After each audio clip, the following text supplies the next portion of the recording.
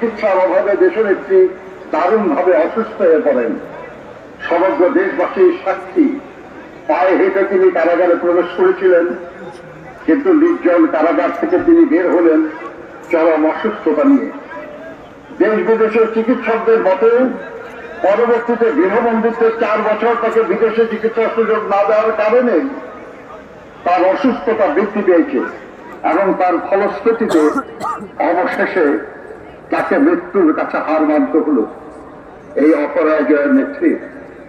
তাই এই মৃত্যুর দায় থেকে ফ্যাসিবাদী হাসিনা কখনো মুক্তি পাবে না। দলমত নির্বিশেষে সমগ্র দেশবাসীর শ্রদ্ধা, ভালোবাসা, দোয়া নিয়ে তিনি বিদায় দিচ্ছেন।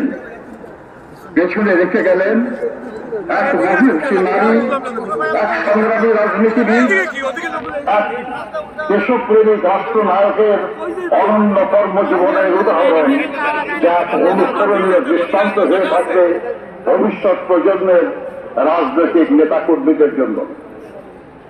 দেশনেত্রী বেগম খালেদা জিয়া বলতেন, দেশের ভাইরা আমার কোন ঠিকানা নেই, বাংলাদেশই হল আমার ঠিকানা। এই দেশ, এই দেশের মাটি ও মানুষ আমার সব কিছু।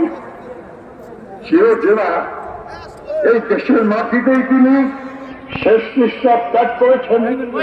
আজ এই দেশের মাটিতেই তার শহীদ স্বামীর পাশে তিনি শায়িত হবেন চিরদিনের জন্য ইনশাআল্লাহ।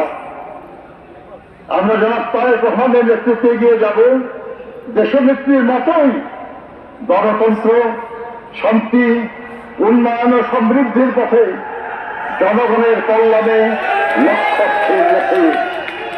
মহান আল্লাহ আমাদের সহায় হন। আসসালামু আলাইকুম।